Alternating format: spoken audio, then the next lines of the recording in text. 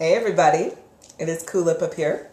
Right, so I made a post a little while ago, and my computer's over here, so I'm going to be looking this way. And this post was in regards to, tell me what you are afraid of, okay? And I was going to say, type it in the comments, and I'm going to go live to tell you how you can actually conquer your fears.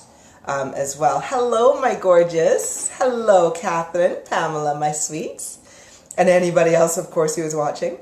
Do not worry if you're. This is more so one of those lessons of comments and so forth. So not a formal lesson, but just let's see what we can learn by going through everybody's fears. Hi, Johan, my dear. Hi, Anita. So. You may not be fearful of any of these things, but you may find that you get some hints and tips as to how to approach these fears. So I'm going to be just reading through the comments, and I'm going to answer as many as I can as I'm going here while I'm sipping my tea. Okay, so let's start first. So the first comment, and I've got about 20 comments to go through here. So the first comment we have is a fear of failing myself. Okay. Umesh, you say you are fluent. Oh, thank you. I do like to be fluent. As much as I can be anyway. Although sometimes my language isn't very good. But I hope it works. Okay. So, failing yourself. I don't know if anybody else has this fear. But I definitely know that I had a fear of failing myself as well. How I tackled this, or how I would suggest to tackle that fear of failing yourself, is to, one, recognize, hi Susan, recognize that the fear of failure is irrelevant. Okay? Now, how is it irrelevant? Or you may be like, well, exactly what do you mean by it's irrelevant? Well, the thing is, you're in total control of your life. You are in total control. So if that's almost like saying, I have a fear of driving down the highway, which many people do. However, you are in control of the vehicle. You can be fearful of other people on the highway, but technically you are in control of that vehicle, and you can make the decision whether you are going to indicate or whether you're going to drive erratically. So to fear failing yourself is a huge lack of trust in yourself, really. Now, am I really dark? Is the lighting okay? One second. I'm just going to get this kind of going here, because I do not want it to be too dark. Did that just make it worse? Sort of. Not really. Sorry, you guys. I hope this is alright. We'll make it work like this.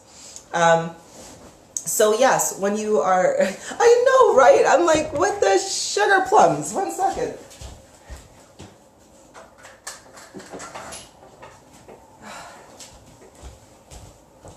We'll give that a go. Lighting. As soon as I sit down, that's when it gets like really, really dark. I'm sorry, you guys. Maybe if I just back up a little bit. Back up? Nope. We're still really dark. I'm sorry. Listen to my words rather than looking at my image. So, but yes, failing yourself, I look at that as literally you're in control of your own vehicle. You're in control of your own life. So if you have a fear of failing yourself, you are really just simply scared of yourself or lacking so much trust in yourself that it causes this fear. But there is nothing to fear. You're in control. You're absolutely in control. Oh, yes. Let's have a look here. Johan, you say, don't get too many fears. Just some need to be in control sometimes. It's getting control of these fears. Because what we need to remember, absolutely anything about fear itself, is that it is a lie. Okay? When you are fearful of something, that is not, like, don't get me wrong, I'm fearful of the cliff over there if I'm walking along the edge of it, but that is just natural law. because there is a consequence to my action at that point. But if it's a mental kind of thing, why would I fear myself, right? Because I'm in total control. I cannot stand how dark this is. So, let's get some light. Is that anybody better? Oh my gosh, I'm like, what's happening with my lighting today? It's absolutely atrocious. Sorry, you guys, this is really bad. Okay, so I think I just made it worse. I think I just bloody well made it worse. Jesus.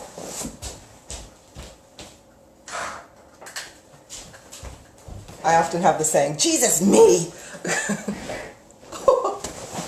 It's even worse. It's even worse. I'm sorry, you guys.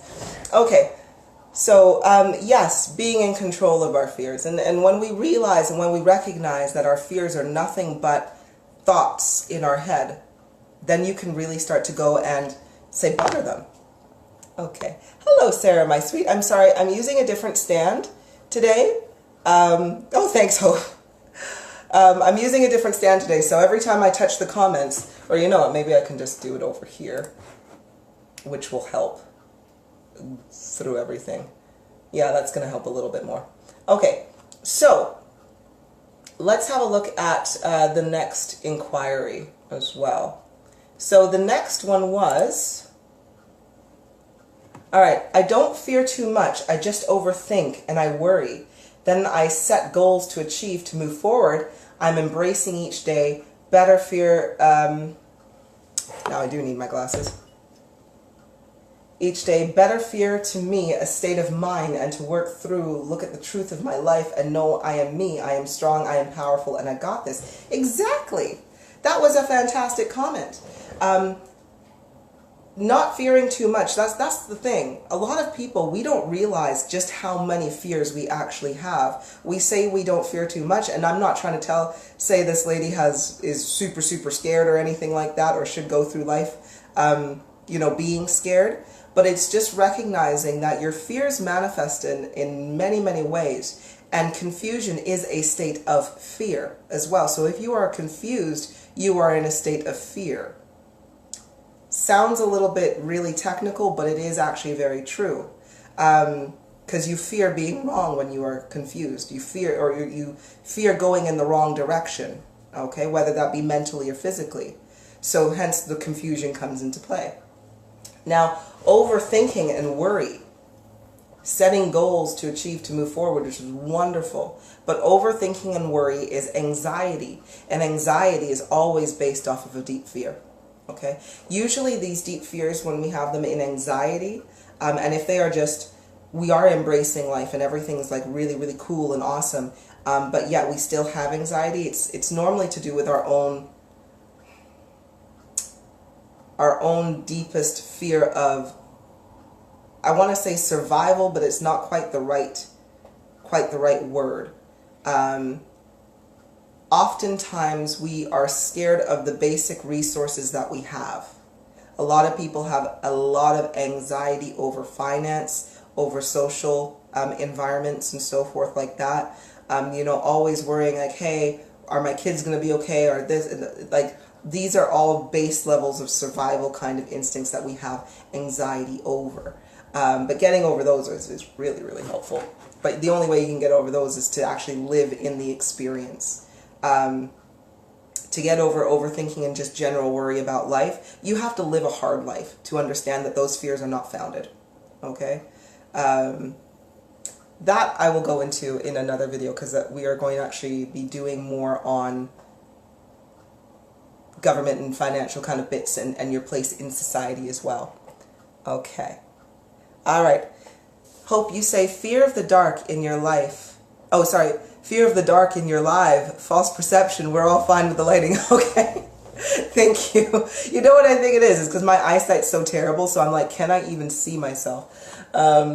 Which is funny, by the way, because when you start using your actual lenses to your eye and you stop using glasses, you can actually train your eyes to get better, but I'm too lazy to do it. Okay, so next one. We have losing my children and dying and leaving my children. Ah, right. I think with this one, when we have fears of losing a child, it gets and fears of dying and death, which I think is mainly the underlying one, is dying and death. Death is so easily feared because it is so absolute. It is an absolute fear to your ego, or to your subconscious, and so forth. Because your ego, who you believe you are to be, your character that you play in this life, that is only within this life. Hi, Jessica. So when we are thinking we are so scared of death, that fear is actually generated by your ego, because who you truly are knows that death is a complete and utter illusion. It's not real. So when we fear losing our children, or when we fear dying, well, firstly, we fear losing our children because they are our offspring. They are what carry on our genes and our genetic code. And it is that internal, inherited maternal instinct that we have, that we want to see our children grow and of course, go into fruition there. When we fear ourselves physically dying, and I'll let you know about this as well. So for anybody else who is also scared of death, all right, I'm going to tell you what it's like to die, because we've done it thousands of times over many, many years, and we've done it repeatedly over and over and over again. And when we've done something over and over and over again so much, it's not that scary, and it's nothing to be worried about. So let's explain to you exactly what the fear of death, or what dying is. Now, when you are about to die, sorry, Johan, you say not fearing to death itself, but not a violent death. Okay, well, that's definitely physical fear then. And sorry, Sarah, you said, I've learned to control my fears. I used to worry so much and have anxiety so bad only for a couple of months. When I was awakening, a million things would run through my head until I awoke. Now it's amazing how I can just let things go and go with the flow, and now everything happens for a reason. Just smile and know. Sarah, that is wonderful. Onala, that is brilliant, because that is truth. Whenever you understand who you truly are, when you are within yourself, you really realize there's nothing to fear. But anywho, so let's go in terms of when people die. So if people have the knowledge of where a person goes when they die, do you think this helps eliminate their fears? Yes, I think so. I definitely think so. So let's go through that. Let's go through death and where you go and what it feels like and so on like that. So firstly, you can die in many different ways, as we know. If you are dying in a common way, through illness, through disease, through accident or whatnot, this is the process. So you will lose consciousness. At one point, you will lose consciousness. You will not, your physical spirit does not leave your vessel or your soul. It leaves like literally just before your heart stops beating. Okay? So it's not like you are just sitting there in a dead body who's just like, oh, I can't move, or I'm trapped or anything. It's like, no. You lose consciousness about 30 seconds prior to your heart finishing its last beat, and it's like there's like a vibration and there's a pop. Okay? The popping is actually, it's very equivalent to your, I'm going to see if I can do it, like that. Like when you pop your knuckles, or when you're popping some sort of bone, it's that little air, that pop. And that is literally, because 30 seconds before your heart stops beating, and when your soul contract is finished and you're over and you're like, no, I'm done. There's no more, my vessel is no longer going to work anymore. My car is done. You know, it's over. That's when that pop happens. So 30 seconds prior.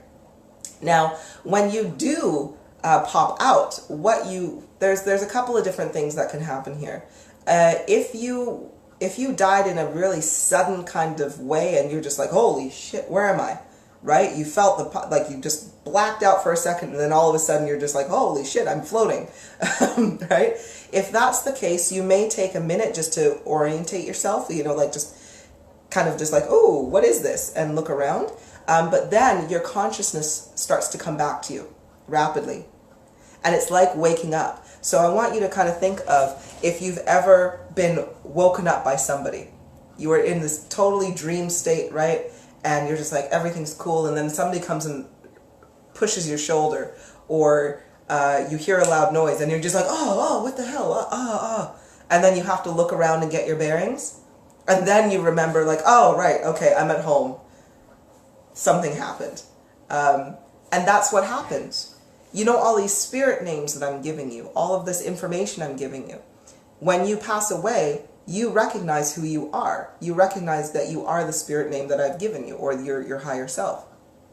And all of your memories come flooding right back. You then know, once that happens, you then know exactly why you came into this world, what purpose, what lessons you were supposed to learn. If you didn't learn those lessons, you're probably going, oh shit, you know, I should have paid attention. I should have paid attention. You'll also remember all of your past lives. You'll remember who's around you. A lot of times you will not care about so much of the rubbish that you cared about here. Because what your goals are is to develop yourself, develop your heart, develop who you are, and really understand who you are. That's your goal, to be here as an incarnated soul. However, if you were like, oh, I was so stressed about this when I was alive, like, yeah, you're not going to be stressed about that anymore, because you're going to know it doesn't matter. If you had any bad blood in between relatives or so forth, you may pop out and just be like, yeah, that person was a dick, but I still love him.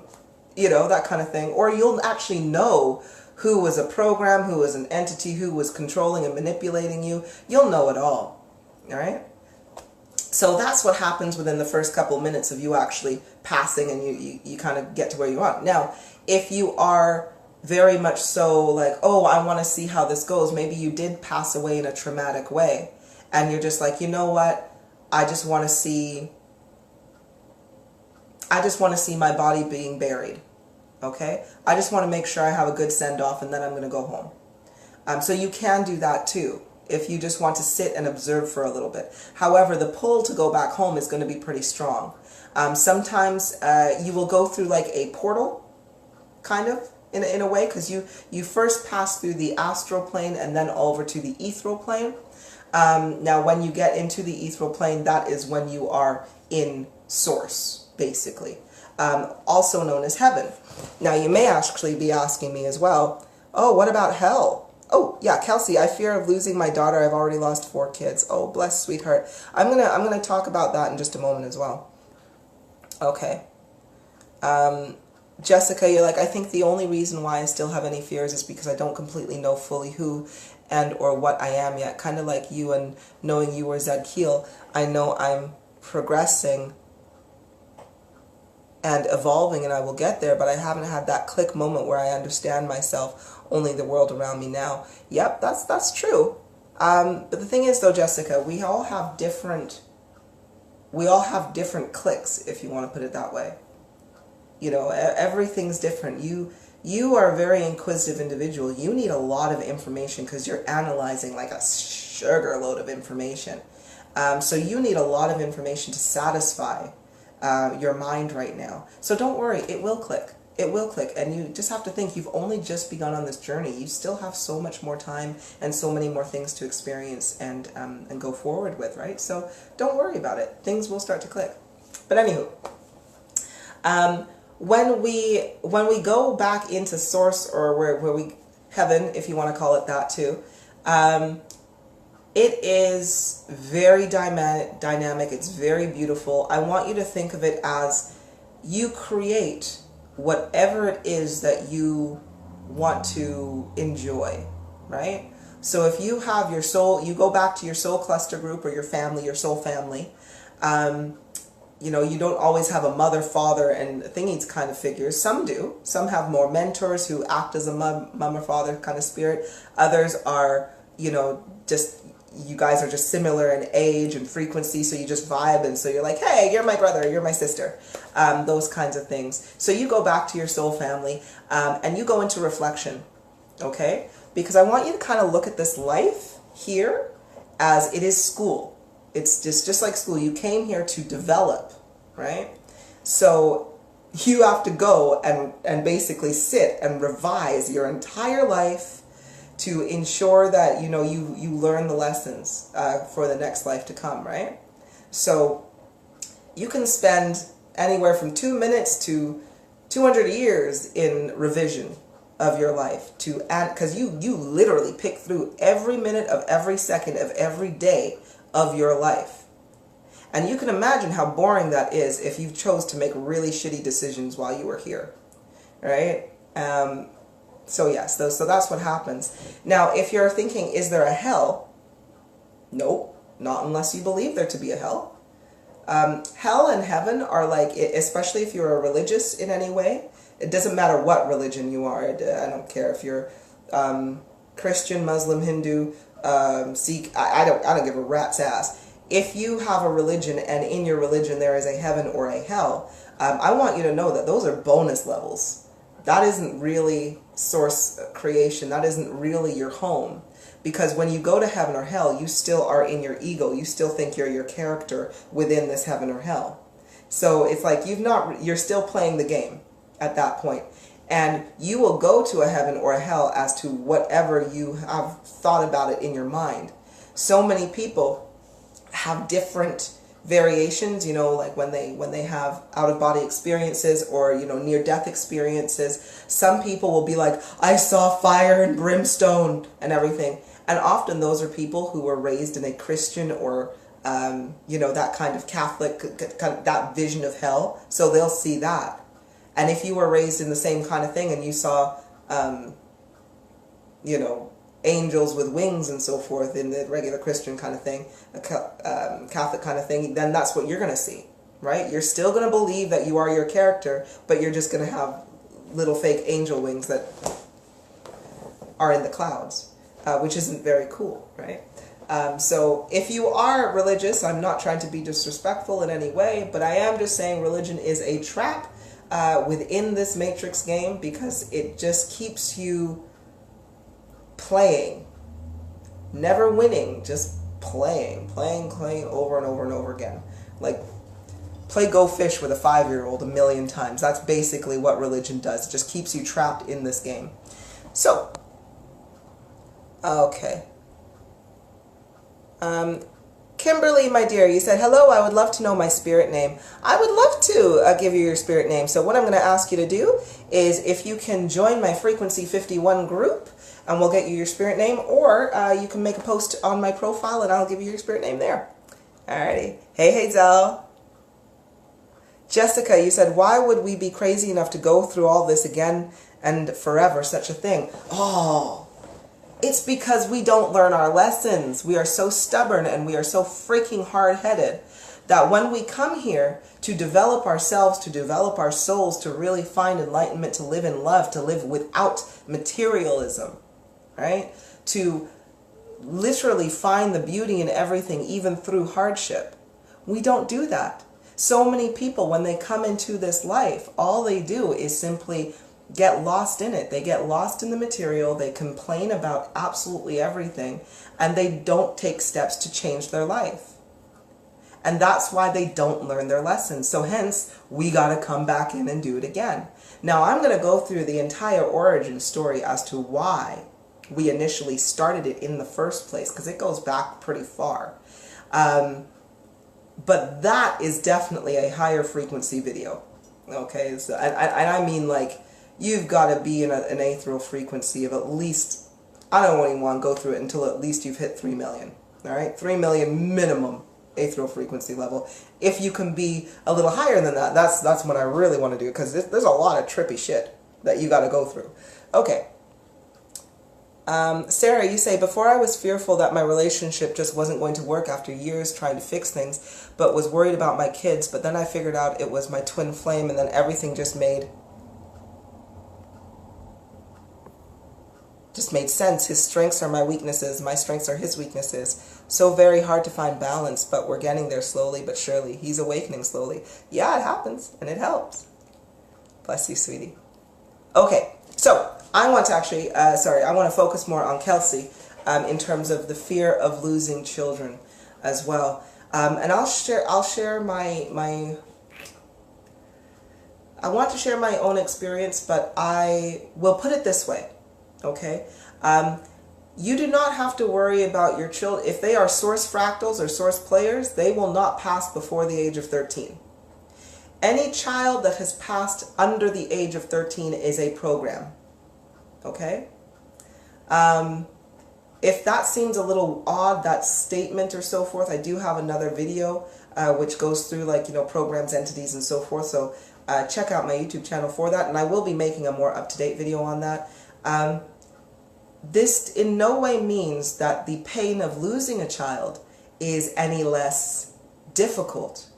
And then that, of course, creates fear in you of losing another child. But if that does anything, like literally, if your child has passed away before the age of 13, they were a program and they were meant to pass away at this point.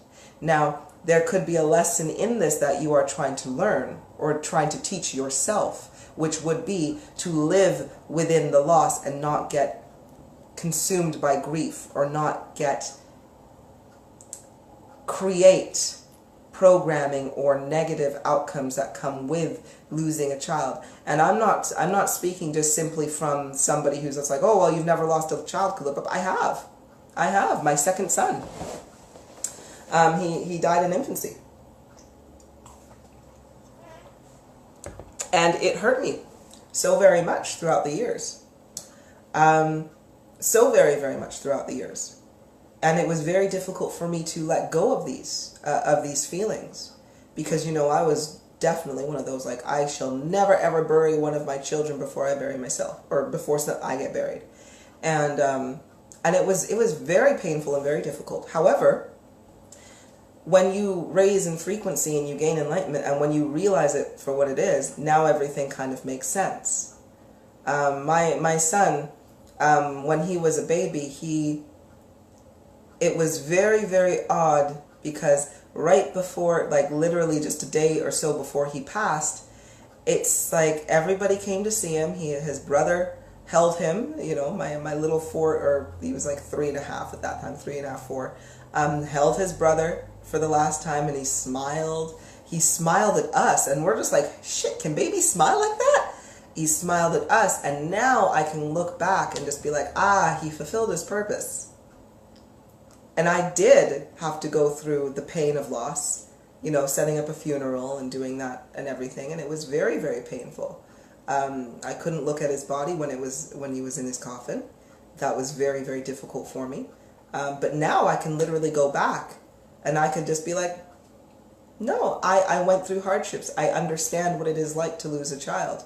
And I can use that understanding when I'm speaking to other ladies who have lost a child.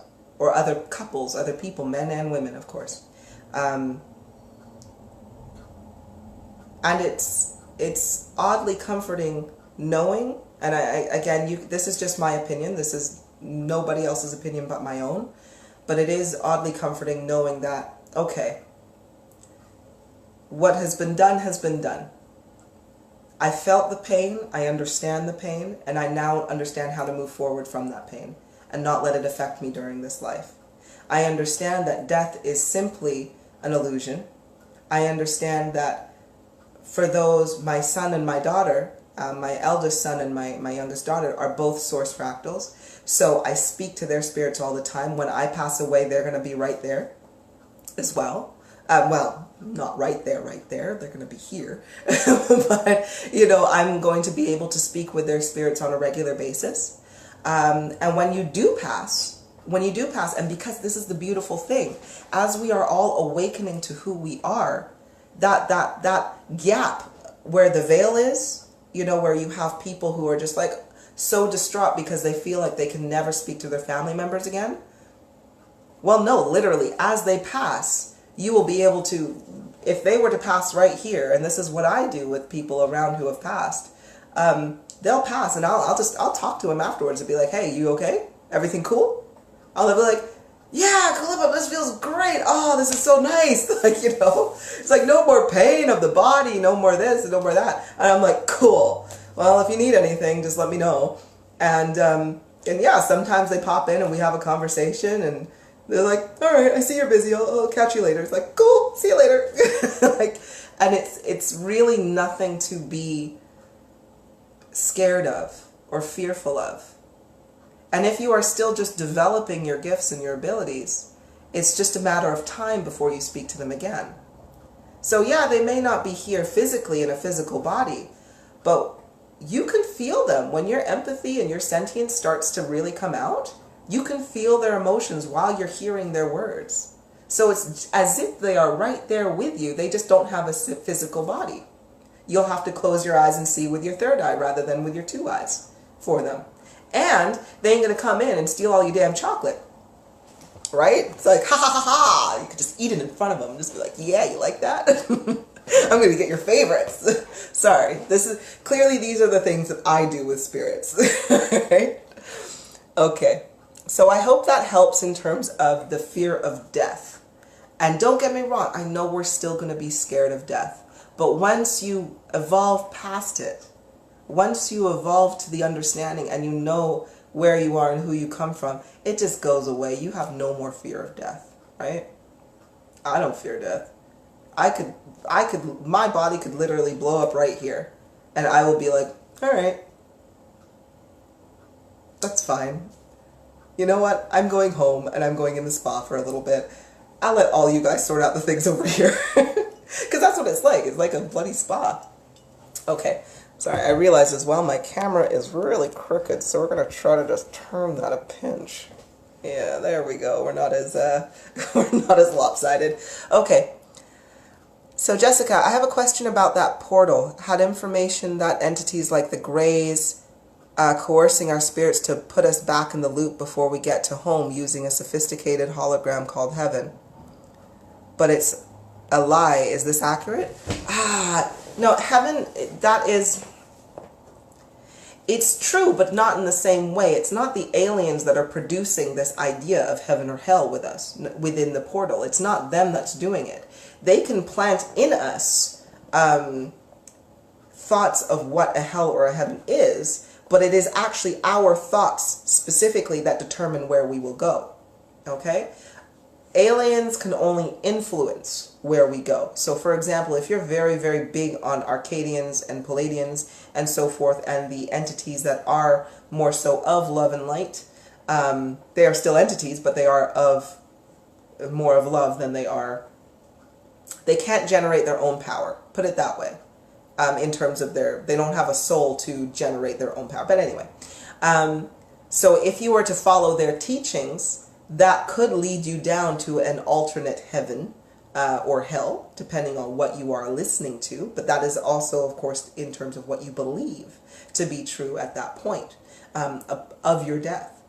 So I hope that kind of helps. And when we say portal, I guess you can, yeah, you can call it a portal. You can call it a portal. Oh, by the way, sometimes, yes, your soul family will be on the other end of them. At the other end of that portal or that gate, whatever you want to call it, as well, and they'll chill out and say hi to you too. But no, when it comes to the aliens and that, there we go. Okay. So, yes, Johan, you say, let's make good choices this lifetime. Right? What is the point of continually learning or continually being in the same lesson over and over again? It's like literally being in grade 1 and just repeating grade 1 over and over and over again because you refuse to acknowledge that 1 + 1 = 2, and instead you just went out and buggered off to recess and never ever looked at what you were supposed to learn, right? So that's what we need to do. Jessica, I don't do religion, it doesn't make sense. That's right, because it's full of hypocrisies and lies. Okay. Johan, if we know in this life what we are in the Matrix, can we direct to source without bonus religious level? Definitely. Definitely. If you come into the knowledge of who you are, you literally just wake up and go straight home. Right? You're just like, I learned this lesson, I am off and I'm good. So definitely, Johan. Oh yes, we will do that one. Renee Herolden, you say, I am fearful of being vulnerable to the wrong people. Yes, well that's just because your heart is so open, my sweetheart. Your heart is just so very open. You need to learn how to close your heart, whether you are putting a spell on that or whether you are just doing it through sheer force and willpower. But either way, you gotta close your heart, because when you close your heart, you realize what life truly is, right? So definitely close your heart, sweetie. My fear is not being able to silence Kira and gain clear communication and connection. Could be abandonment issues. No, not necessarily. We always think that, oh, this is our fear of not being able to. Kira, by the way, is a conscious entity. It's not even a fear. What it is to silence it and get a better communication. You just have to overpower Kira. So, for example, whenever my conscious entity wants to speak, if it doesn't feel right, I'm like, nice try, that kind of thing.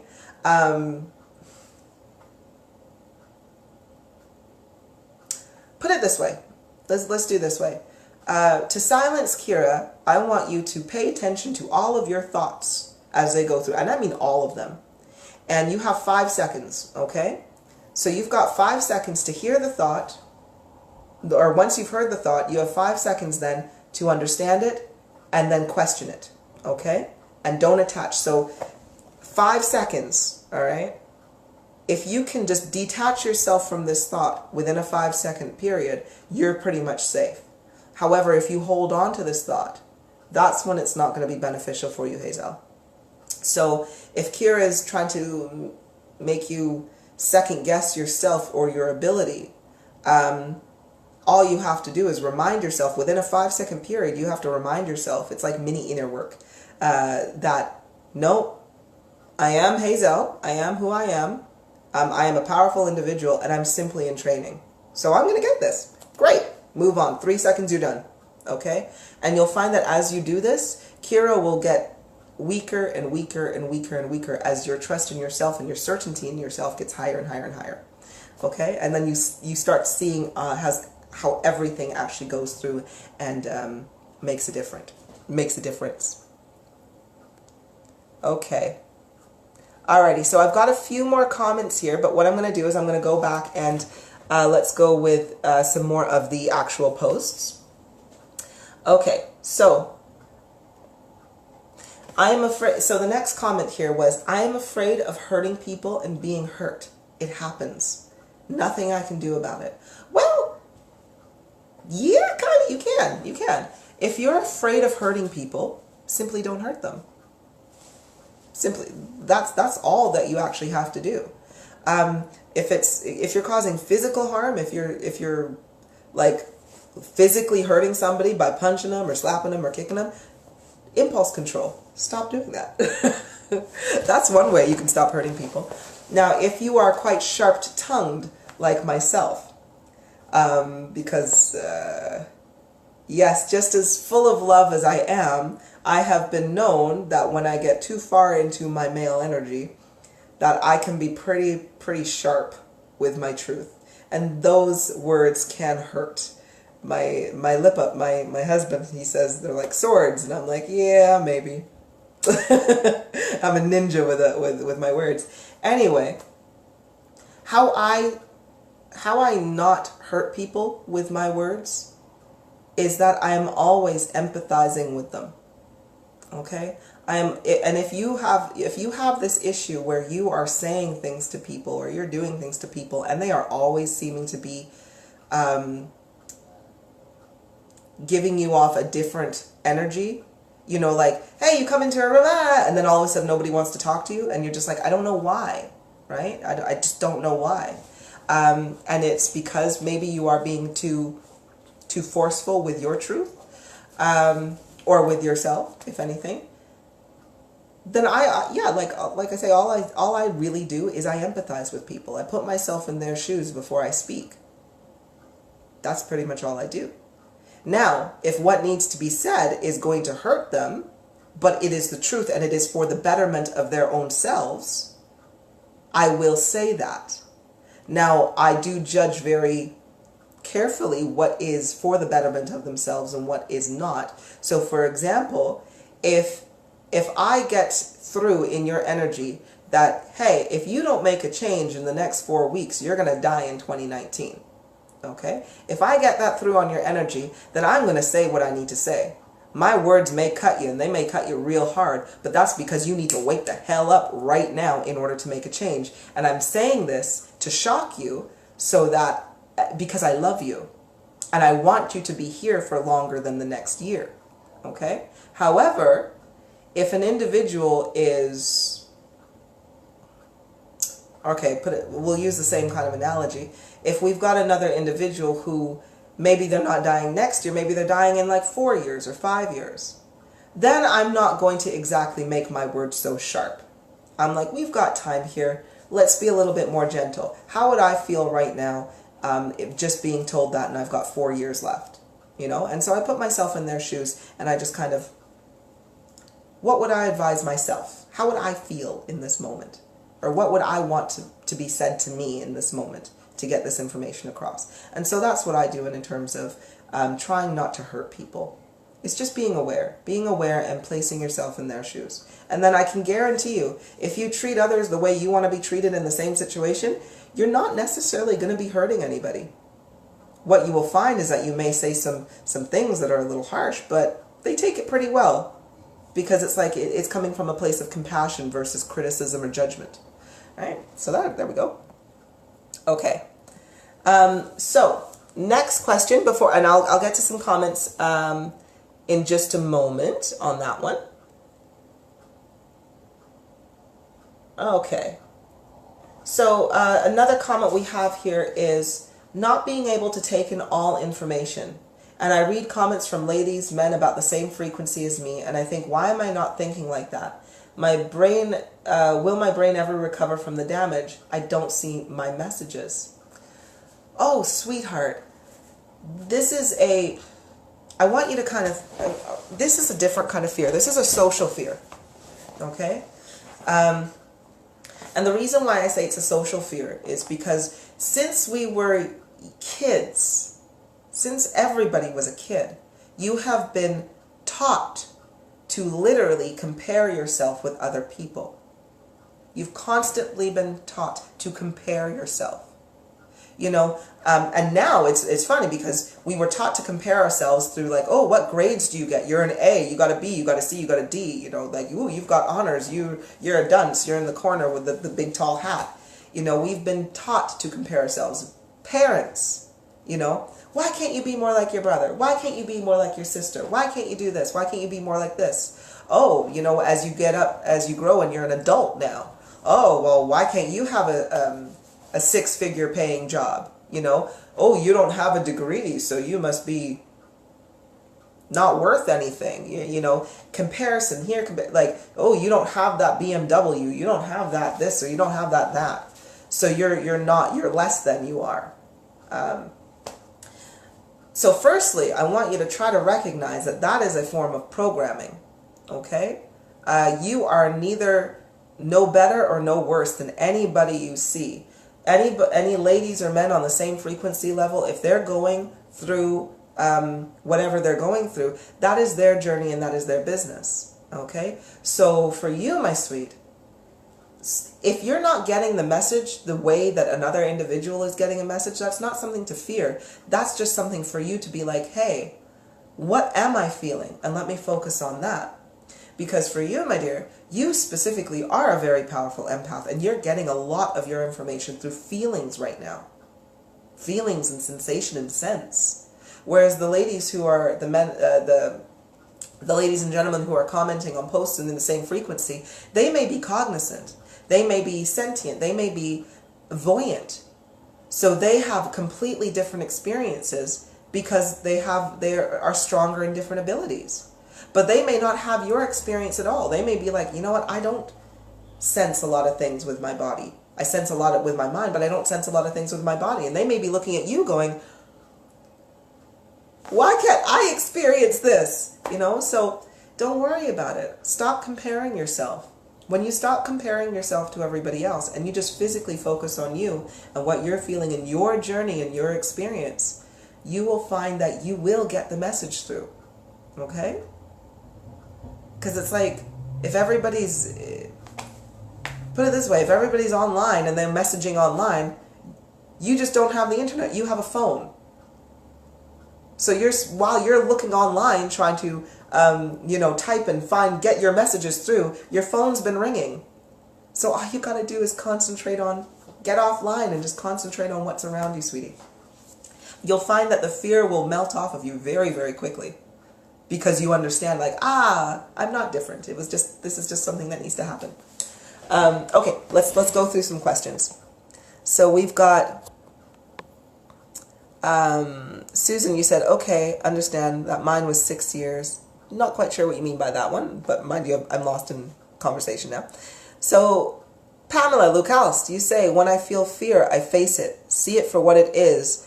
When I know what I'm dealing with, I know where to get rid of it or work through it. Exactly. Exactly. This is why I always tell everybody, inner work.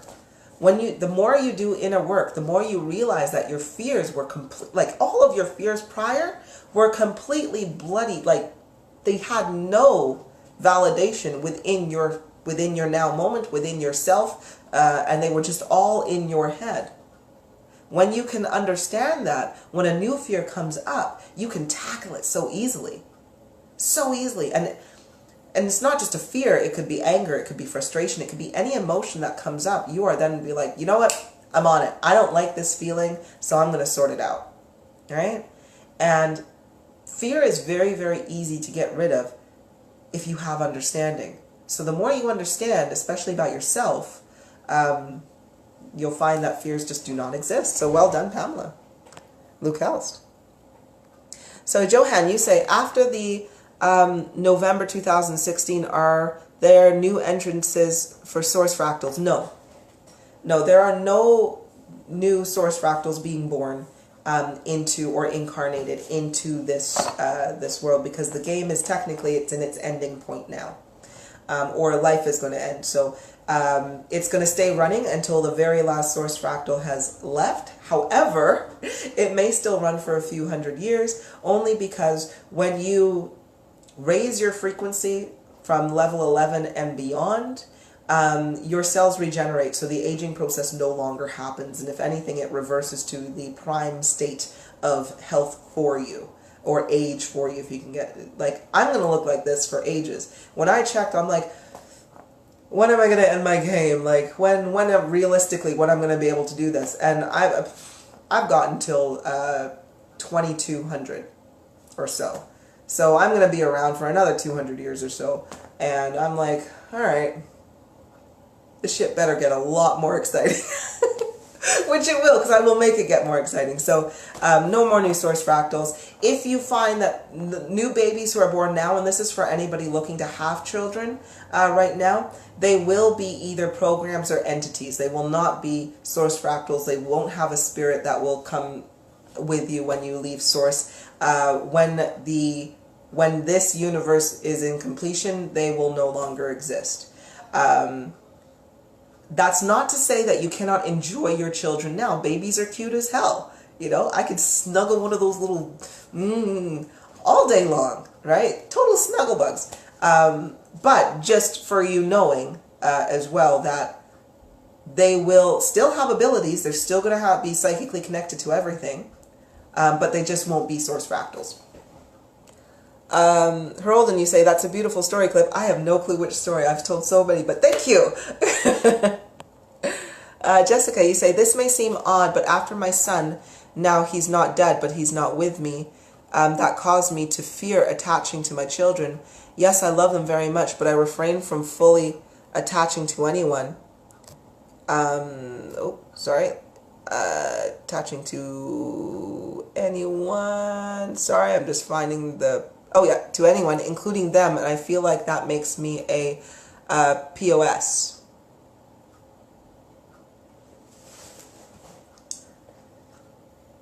No, but it is a decision based on fear.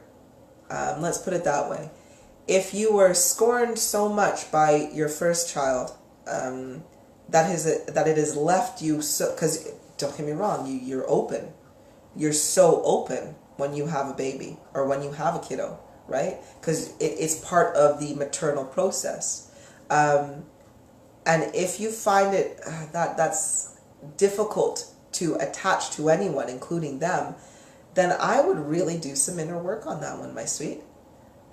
Because that is fear. That is fear. There is nothing that is going to happen to you by attaching to another individual.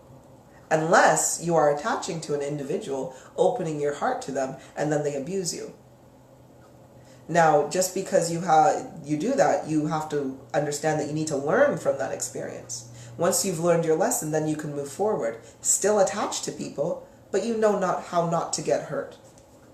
Okay, it's the same thing as burning yourself on the stove, right? You know, you came to that pot, which was, you know, like magma, and you absolutely touched it, but hey, now you know, I'm still going to cook with the pot, but I'm just going to make sure I have an oven glove on every now and then, right? So you can still have the enjoyment, but you just, without the pain. So definitely a little bit of inner work needed within that, but you're not a bad person or anything, not at all. Ah, thank you, sweetie. Okay, so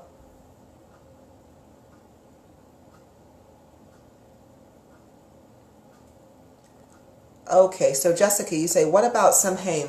Like the noise from the ether is super loud, too early right now. Are we talking about the ringing in your ears, or which noises are we actually physically talking about? I'm like, Samhain? Don't even know. So rephrase that question, my sweet, and we'll have a look. Susan, I look forward to seeing my family. Yes, look forward to seeing them, my sweet, but appreciate that you can feel them right now. That is your ability. That is your gift. Feel them right now. Go so deep into your feelings and your energy that you feel them. Okay? It's the same way that, like, you know, if you had let's say your fantastic daughter Lorna moved overseas, right? If Lorna moved overseas, you know she's okay. If you want to talk to her, all you got to do is pick up the phone. But you feel that she's fine. Same kind of thing, all right? So your family is around you right now. Just feel them. That is your phone call. Just feel them, because they're there and they're ready to help you. And they're no doubt being super cheeky. I just know that, Susan. Like, your family, I love you guys. You guys are so funny. And it is no doubt that they are, every moment that you can't speak to your family, Susan, just know that they're making fun of you or somebody around you, very much so. All in good faith, of course. But you want to really start feeling this connection so you can give them as good as they get. All right.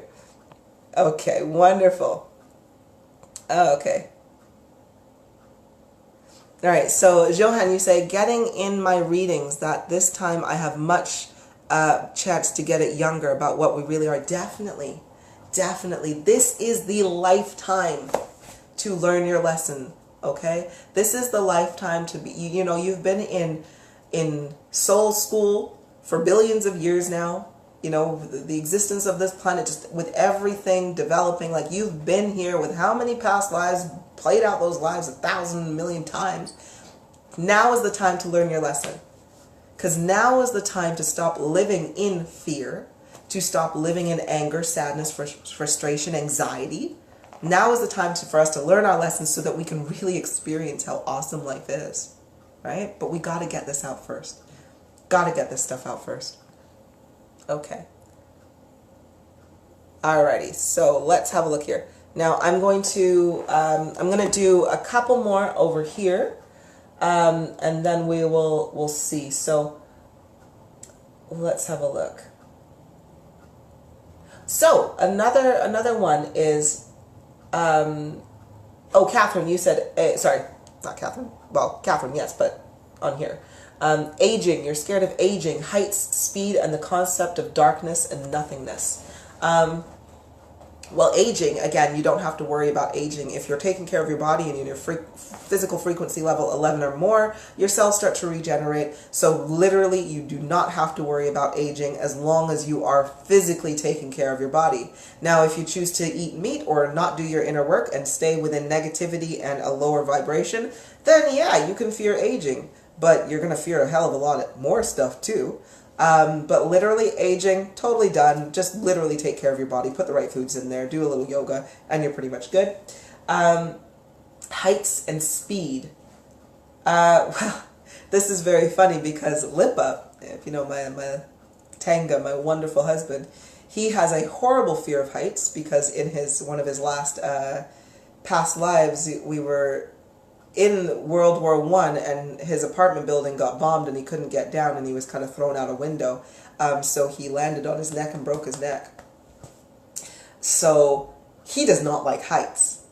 But what I say to that is that, well, when you get your abilities sorted, like I am Hariant, which means that I have the ability to push energy underneath my feet or underneath myself, or compact energy, which gives you the illusion of flying. And I was always told, well, you're not really scared of heights if you know you can't fall. Right? It's just kind of cool. Speed. So really, going really high and going really fast. Darkness and nothingness. So if you go really... Darkness, and that really looks like death, personally, my sweet. I'm looking at this, and all I'm deducing is aging equals death. Heights, falling equals death. Speed, fast speeds, crashing equals death. Darkness and nothingness equals death. Nothing to fear by any of those. Nothing to fear whatsoever. Okay.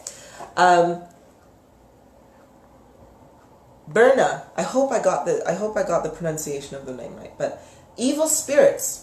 I have seen a dark, weightless, tall being in human form, but not at all human, standing on my bed 3 times. Each time I have woken up and it feels like it's feeding off on my energy. I totally panic and I hit it with all my force as hard as I can, and every time it then disappears.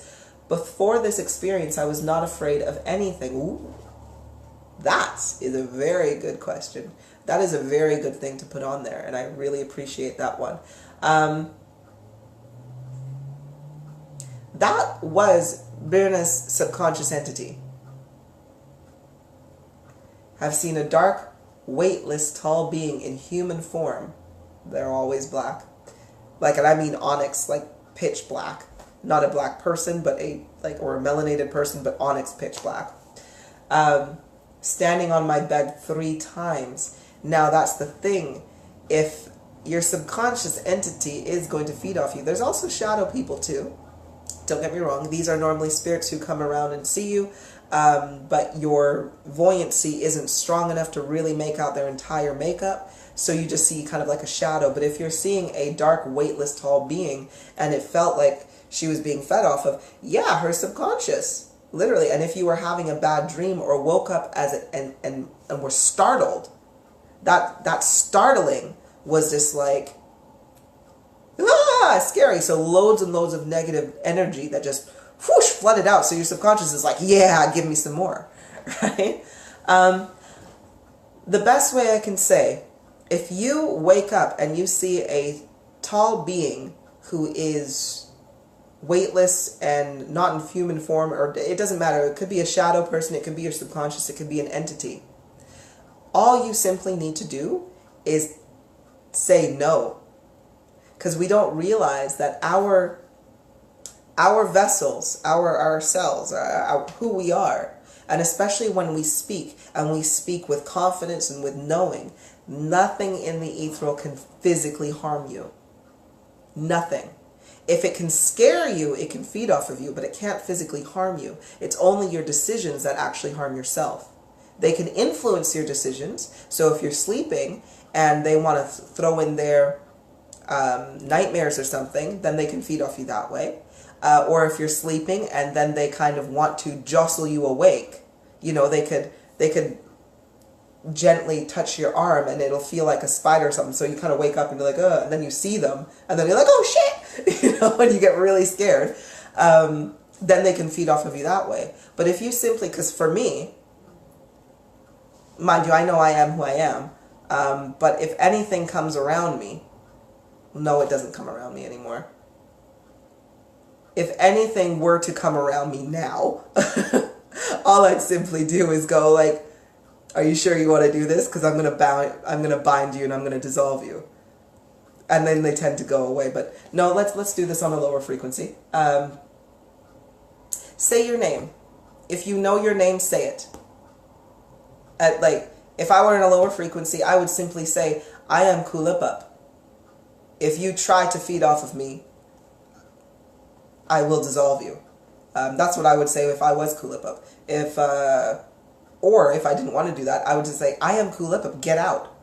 And it will go. Because you are forcing it out with your own energy and your own knowledge of who you are. Okay? So again, nothing to be scared of because they can't physically harm you. But it is really creepy. Especially if you're waking up disorientated and then you just see a bunch of shit, right? I hope that helps. Okay. So, sorry, this is shaking. Okay. Alright, I'm going to go through as many as I can here. We'll see what we've got here. So we have another one. Or these ones seem... Okay, no, there's a couple more and we'll get through these ones. Being vulnerable. Life's taught me to be too strong. It's difficult for people to get close. That's a hard one because we do get very vulnerable. We get very, very vulnerable when we have been taking on so much pain and so much hurt, right? Because our hearts were so open that we've had so many daggers hit our heart that we've just permanently closed it. And now we're just like, screw it, screw life, screw everything, right? And we look at that as strength, but it actually isn't strength. You're putting yourself in your own cage, okay? It's kind of like when you do that, it's like you're out in the world and you got hurt. So what you're going to do is you're going to make yourself a box. Now you're going to sit in that box. And then you're going to put iron bars around that box. And you're going to sit in that box and just be like, yeah, I'm protected. Nothing can hurt me. But you also can't move. That fear of not wanting to be hurt is stifling. Because it closes your mind to anything that could be beneficial. That could be a new experience, a new opportunity, something really, really joyous and something wonderful to experience. So how do we get over these vulnerabilities? Well, for one, of course, if you know me, you know what I'm going to say. I'm going to say do some inner work. Inner work. You have to identify what it is. Why have you closed your heart so very much? Right? You got to identify that. And then you have to understand, once you've identified why, you then have to understand what it is that's happening. That can stay over there. Sorry, there we go. New. Sorry, my phone is being a real butt cheek, so we are going to just try our best to get... Okay, I don't know why that's working. Anyway, sorry, I'm just fiddling about there. It's blocking some of the notifications, so I'm like, oh. So yes, finding out exactly why you are physically closing yourself off. So identify, and then why does it affect you so much? Once you found that, and once you understand what it is, you will find that you can open your heart to people, to experiences, to life, to wondrous things. But yet, you've learned your lesson, so you know not to attach to the negativities in which what people would have said before that would have affected you so much. You can then be like, you know what, screw it. That doesn't affect me, but I can still go in and enjoy your company. Alrighty. So the last ones we got was these are two, or the last three are very, very similar. So I'm just going to read the one that makes more sense. Not more sense, sorry. That kind of gets everything together. Not being enough, failing, which we did go through failure, but I know now why. Thanks to a past life reading you gave me. Open for any help anytime. Oh, bless you. Thank you. But failing, not being enough, being afraid of failing, being alone, the dark heights, and trusting again, not being able to fully clear my mind to develop a clear communication. All of these things are literally lack of trust in yourself. Just lack of trust in yourself. But when you can shift your perspective and understand that you are physically in control of everything, you don't have to ask permission to discover something new. You don't have to ask permission to do some meditation or do yoga. You don't have to ask permission to ask yourselves questions, you know? And it's only when you do ask yourself questions that you realize that you are a very, very trustworthy individual. You know, your heart is open. Your heart is, I want to say your heart's pure. It's got a little negativity in it, but you don't genuinely want to hurt anybody or cause any harm because you are a being of love and light. So when you understand that, you can start trusting yourself, and it's so very, very important. So very important that you do so. But yes, having a past life reading definitely does help because you can see where you went wrong in others, and it helps you learn your lesson that much faster. But you should definitely still make a lot of effort to try to understand yourself now. Your past lives, again, help, but it's right now that you need to analyze your decisions, your behaviors, and everything like that. Do your inner work in order to start trusting yourself again. And because let's face it, nobody's opinion means anything to you. Really, it shouldn't mean anything to you. Facts and truth should always mean the utmost to you, but a personal opinion shouldn't mean anything.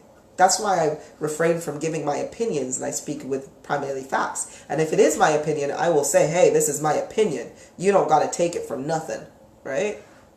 Because it's my personal opinion.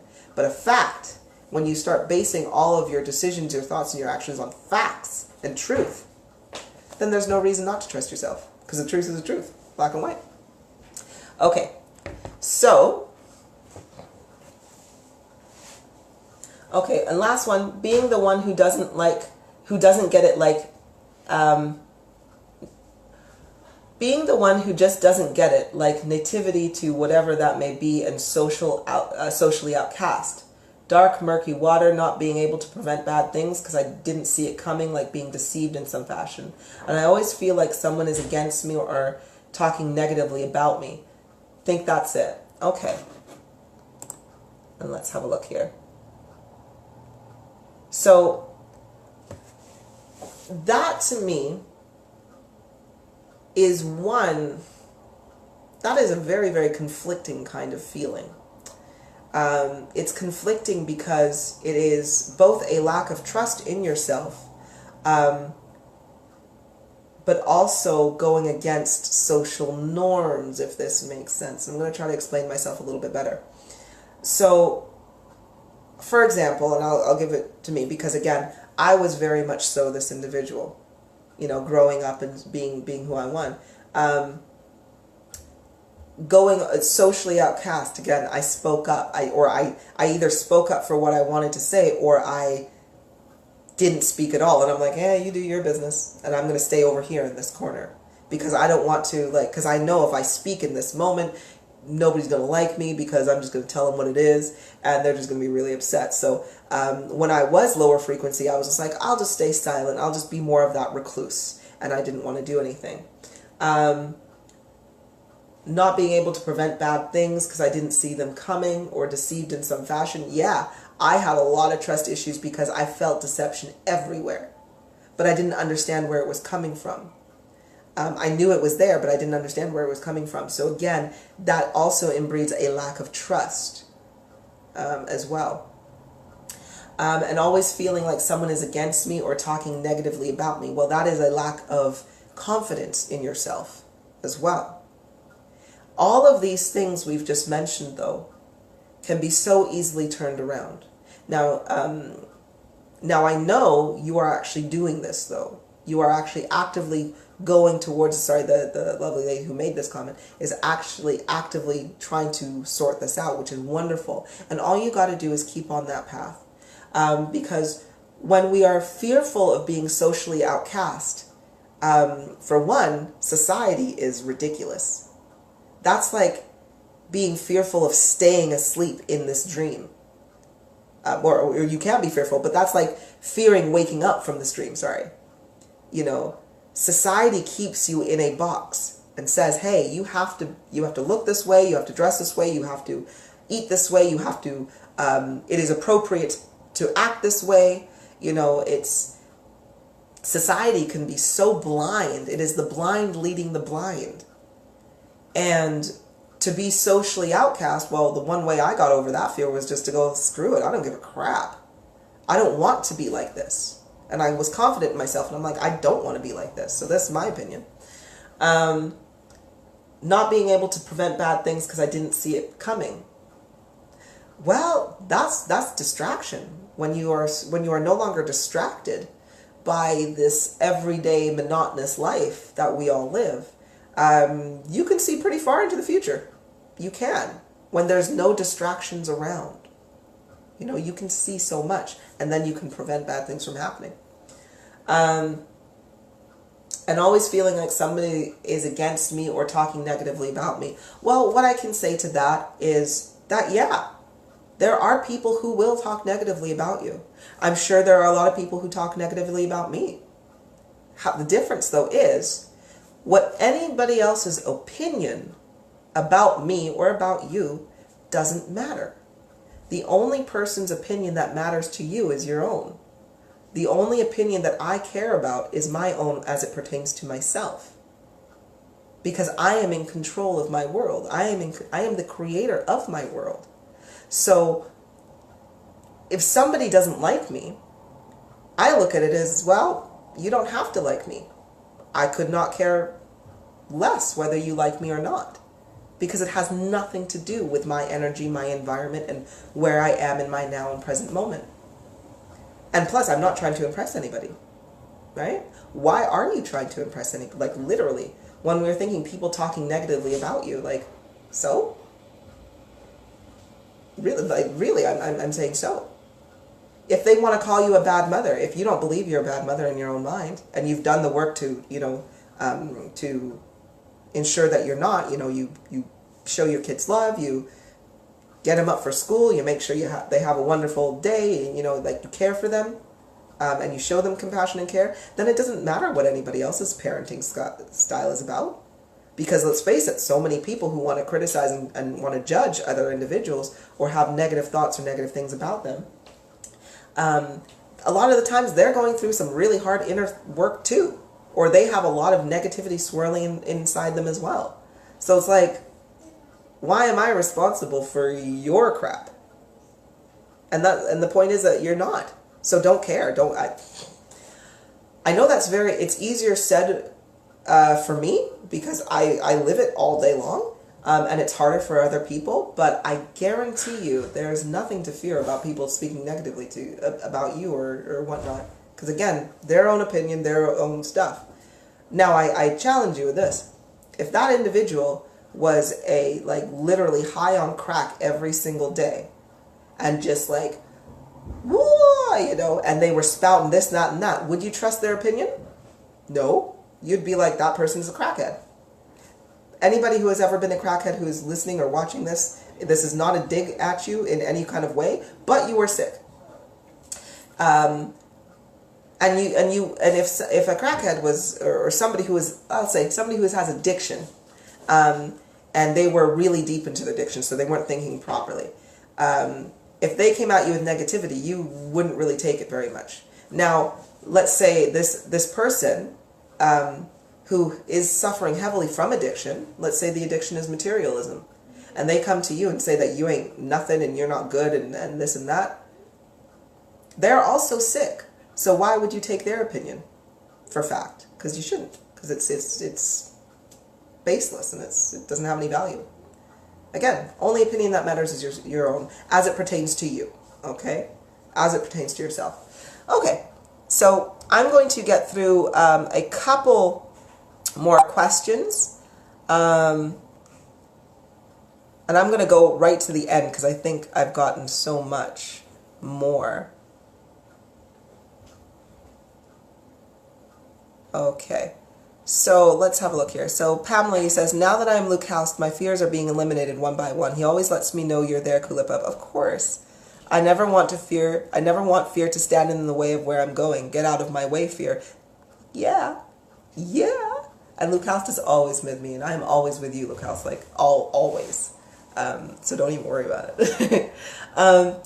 So Hazel says, wait, so after the war, like in 3 years, will they re-enter or never again? No, It's source players, I'm assuming this is for source players. No, source players will never enter this again. So once you pass away as a source player, that's it. You're now just waiting and you're observing until the last source player has left, who has passed away from this game. Don't worry about it though. It's not like it's a bad thing. They are totally cool. They're having a wonderful time. And when you get your connection to the veil, not only can you speak to them, but you can start seeing them, or whatever your ability is. So you have not lost a connection to past loved ones. It's just that they're just not going to come in and physically incarnate anymore because we're finished. Game's been won. There's no point in playing it any longer. Like, lessons have been learned. So we can now all end this and go home when we are finished here. Still have to learn your lesson if you're still here, but we can all learn. We can all just go home, and it is. I just want you to think of a really nice spa, because that's what I think of. I think of lovely nature and just like, wow, this is so wonderful. Everybody's just doing what they want to do, and as they do what they want to do, it works. Nobody goes. You don't pass away and then be like, okay, I gotta go start my shift. Now that I'm here, it's like, no, you do what you want to do, and it's an amazing experience. However, I will say this: you cannot leave until your time is up here. If you do choose, if you're hearing what I'm saying and you're like, wow, home sounds so wonderful, I want to go there right now, don't. For one, because if you try to take your own life in any way before you are meant to, you will simply come back. That's why a lot of people have near-death experiences, or they attempted suicide and it didn't really work out. It's like, no, you get your ass back in there because you got some shit to do. Now, or if, let's say, you were so determined and you were successful in a suicide, you literally, you go into a serious kind of reflection. Hello, baby. You go into a serious reflection. And it's not like, it's like I want you to think of it this way. You went into school, you just paid $100,000 and you flunked out. Okay? On the day you flunk out, go home. Go tell your parents who have invested $50,000 into it. Go tell the bank that you borrowed $50,000 from the other $50,000 to make the $100K. And just be like, I failed and I have nothing to show for this. It's a really shitty feeling. So whatever you do, you want to spend your time here as it is. Learn what you can and enjoy it. Don't even go that way. Okay. So, oh, Nikki, I love you too, sweetheart. Don't worry, we will definitely get this on again. Alrighty, so, right. I think I will read a couple more comments, and that's when we're going to leave it there. So, Pamela, you say, or Lucas, you say, when you're on the right track in life, you're going to come up on some snags. When they come, you are still in control. Stay true to who you are and where you're going. Other people don't define you. Your light and action do. Exactly. Oh, see, this is what I love. This is what I love when people wake up. Like, Lucas, you're like awake, and just the knowledge and the wisdom just pours out of you, and just like the right kind of thing. And I'm like, yes, everybody. Don't get me wrong. Everybody else is doing fabulously as well. But when you get to a really high level, it's just like, yay, the world is changing. Thank you. Okay, so Jessica, so if I don't make the right choices in this life, then will I just be stuck? No, not at all. No, if you don't make the choices in this life, when you go back home, it just means that you will be in reflection. You will be in reflection for a long time. And it's not like you are your own, I don't want to say worst enemy, because we love you. You love yourself. But you are your own worst critic, okay? So if you don't make the good choices right now in life, then you are going to literally, when you pass away, you are going to criticize yourself, because you're going to be going through reflection, and then you're no doubt going to sit down with who? You're either going to sit down with your senior guide, which is like your teacher, who kind of like is a senior spirit who put you in who guided you, like who helped choose the character that you wanted to play to help you learn the lesson you wanted most. Otherwise, I'm sure everybody would be like, I'm going to choose the character that lives on an island with a jet ski and has loads of money and everything's fine. And your teacher's like, no, you're not going to learn any lessons that way. We're going to go for this avatar because this one's going to give you the most experience in life. So you're either going to sit down with your senior guide, or you're going to sit down with me. And we're going to go through your entire life. So yeah, that's what we do. And that's the funny thing. That's what I absolutely love, because I'm just going to put this out there. So many people, and this is for when you believe people are being negative or so forth, I can tell people all day long. Like, you know, I've had people who are negative and just be like, you know what, you're so full of shit, or, you know, like, really, you're really this person. I'm like, you know what? That's fine. You can not believe me all you want, but you know what? When you pass away and your spirit pops out of your vessel, you're going to know who I am. And then no doubt you're going to come to me and be like, Kulipup, I'm sorry I did that. I'm like, yeah, I love you though, so it's fine. Sorry, that's just another funny thing. Okay, so let's have a look here. Johan, you say, getting it about people's opinions, focus on this journey, enjoy it. Yeah, do exactly that. Don't worry about anybody else. Because when you are strong and when you are just enjoying life, your energy is so vast that other people pick up on it. And if they're having a bad day, they're going to turn it around, and then they're going to enjoy life, and then they're going to affect somebody else, and it's like a chain reaction. And when you just simply do what you want to do, you follow what is in your heart to do, you'll find that you spread joy and you spread wonderful things to so many other people too, right? So, anywho, I will leave it at that. Thank you so much for those of you who joined me to talk about our fears. And I'll be making some more. I'll be making some more posts and so forth, and we'll have some more discussions as well. But of course, as always, thank you so much. And believe the next lesson we're going to be doing is going to be spellcasting. So the beginnings, like spellcasting 101, and knowing, because everybody can spellcast. Everybody can spellcast, and you do it all day long, every day. So let's gain a little bit more awareness on that, so we can start using it in our bloody favor, right? Alrighty. Love you guys. Mwah. Have a wonderful rest of your day. Bye, sweeties.